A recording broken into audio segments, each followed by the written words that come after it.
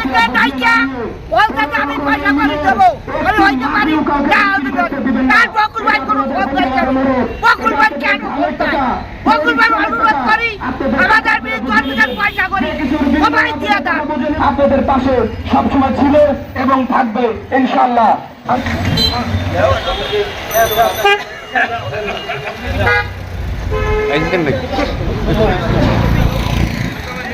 আচ্ছা আমরা সবাই একটু আমরা শ্রমিক শ্রেণীর যারা আছি তারা যে এখনো আমরা আছি সেটা প্রমাণ করার জন্য আমরা সবাই একটু মিছিলের সাথে বন্ধ হয়ে যাই।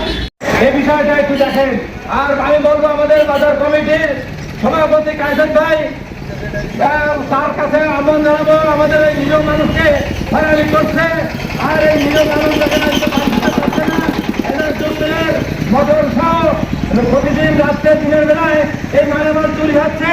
আজকে এই মিলের মালিকরা দুইজন থাকার কারণে বিভিন্ন সুবিধা অসুবিধা হচ্ছে। তাই আমি বলবো যে শিল্প কমিটির মাধ্যমে আজকে জাতীয় সম্পদ সহ যেসব মালিকানা আছে কোটি কোটি টাকা ব্যাংক থেকে লোন নিয়ে এই মিলগুলো চালু করেছে। আজকে এই মালগুলো চুরি হয়ে যাচ্ছে। আমাদের শ্রমিকদের টাকা পাওনার ক্ষেত্রে তাদের ব্যাহত হচ্ছে। এম নিউজ বাংলা, সঙ্গেই থাকুন।